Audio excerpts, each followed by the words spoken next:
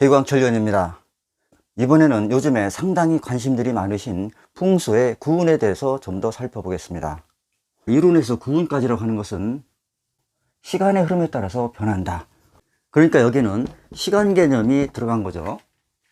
그 다음에 이 별들의 위치는 여기가 북쪽이고 여기가 남쪽, 여기가 서쪽, 여기가 동쪽 이렇게 됩니다. 그러니까 9개의 별이 운행하는 시운에 따라서 그 별들이 미치는 방향에도 역시 영향을 미치겠죠. 그래서 풍수는 종합적으로 시간과 공간을 같이 적용해서 봐야 됩니다. 그런데 이 구의 별 이름을 구자화라고 줬어요. 구는 색깔로는 자색이고, 그러니까 붉고죽죽한 적색이라는 의미죠. 오행으로는 화를 의미한다. 그리고 북두칠성의 우측에서 보좌해주는 별이다. 그래서 구를 우필성 이렇게도 얘기합니다. 그러면은 여기서도 알 수 있듯이 이 화라고 하는 것은 상당히 건조한 속성이죠. 그리고 화려합니다. 그러니까 구운에는 화려함, 예술, 미용, 미를 추구하는 것들, 그러다 보니까 내실보다는 거칠해, 사치스럽다, 형식적이다. 그리고 이 불의 속성은 상당히 조급하고 성급합니다. 그래서 아무것도 아닌 것에 화를 잘 냅니다. 다혈질적인 속성이 나타난다. 그리고 화는 밝은 거죠. 그러니까 겉으로 드러난다. 속에 있던 것이 드러난다. 비밀을 폭로한다. 외도가 들통난다. 그러다 보니까 이혼율이 높아질 것이다. 소송이 많이 이루어질 것이다. 이렇게 시비 다툼이 많다 보니까 스트레스를 많이 받을 것이다. 자, 높이 올라간다. 명예를 추구한다. 구운에는 이런 것들을 암시해주고 있습니다. 그리고 여기서 구는 상당히 높이 있죠. 불의 속성은 높이 올라가는 겁니다. 학문을 지향한다. 또 비행기, 우주, 항공 높이 올라가죠. 화를 사용하는 전기, 전자, 또 요즘 가상화폐 쭉쭉 올라가죠. 코인 산업에 열광할 것이다. 또 이 구자는 장수를 의미하기도 합니다. 건강 산업이 활성화될 것이다. 또 이 화는 정신을 의미하기도 합니다. 심리학, 역학, 철학, 그 다음에 교육, 소송이 빈번하다 보니까 법률, 변호사, 이러한 산업들이 구운에 활성화될 것이라는 것을 예상해 볼 수 있습니다.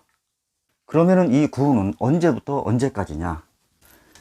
2024년부터 2043년까지 20년간 지배합니다. 이 20년 단위는 우리 지구에게 영향을 미치는 목성과 토성의 공전주기에 의해서 구분되게 됩니다. 여기서 보시다시피 구는 남쪽에 있죠. 이 의미는 뭐냐? 풍수에는 좌향이라는 개념이 있습니다. 내가 여기서 앞을 바라볼 때 앞이 향이고 뒤가 좌입니다. 그러니까 집에서 보면 베란다가 있는 앞쪽이 향이 되고 뒤편이 좌가 됩니다. 여기서 의미하는 이 남쪽이라는 것은 좌를 의미해요. 즉 이 좌방에 산이 있어야 된다. 그러니까 남쪽에 산을 등지고 있어야 된다. 그러다 보면 당연히 북쪽은 향이 되겠죠. 그래서 이 향 쪽에는 물이 있어야 됩니다. 이것이 구운에 맞는 합국터입니다. 그러면은 이번에는 구운에는 어떠한 질병들이 만연할 것인지, 화에 속하는 장기에 질병이 취약하겠죠. 그러니까 심장과 소장, 그리고 밝음을 보는 눈, 이런 부분에 관련된 질병, 그러니까 심장병, 혈액순환 장애, 혈관병, 눈병, 안질, 또 구니까 화재도 많이 나겠죠. 화상, 이러한 장애들을 예상해 볼 수 있습니다. 다시 말씀드리지만 풍수는 공간, 즉 방위 개념과 시간의 개념이 결합된 것이다. 그 운에 순응하는 터에서 살 때, 그리고 그러한 운에 맞는 영향권에서 살아갈 때 우리는 발복하게 됩니다. 그래서 예로부터 산은 인물을 주관한다. 산관인. 반면에 물은 우리가 한시도 없어서는 안 되는 생명수입니다. 그래서 풍수에서는 이 물을 재물로 봅니다. 수관재예요. 산은 인물을 주관하고 물은 재물을 주관한다. 그런데 이러한 산과 물이 어떠한 형태로 있는 지역이 좋으냐? 배산임수란 말 많이 들어보셨죠?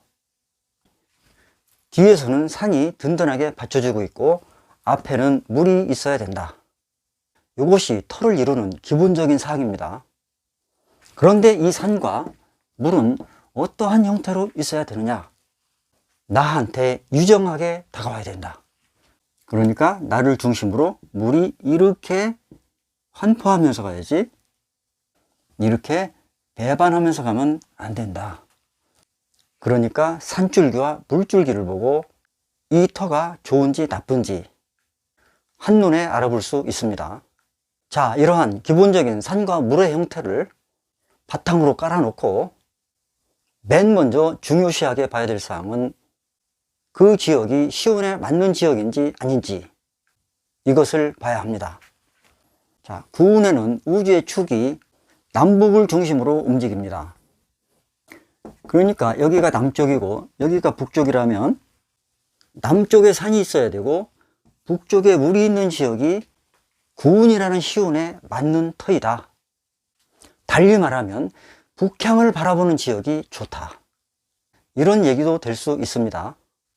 그러면 반드시 남쪽에 산이 있고 북쪽에 물이 있는 지역만 좋은 터냐? 그건 아니에요. 그 땅에 생기가 흐르느냐 안 흐르느냐. 그런데 그 생기는 맥을 타고 흐른다고 그러죠. 생기는 용맥을 타고 흐른다. 그러니까 생기가 흐르는 터를 찾는 것이 가장 중요하다. 이 시운을 보고 지역을 찾는 것을 거시적이라고 한다면 생기가 흐르는 터를 잡는 것이 미시적이겠죠. 어떠한 것이 더 중요하냐? 둘 다 중요합니다.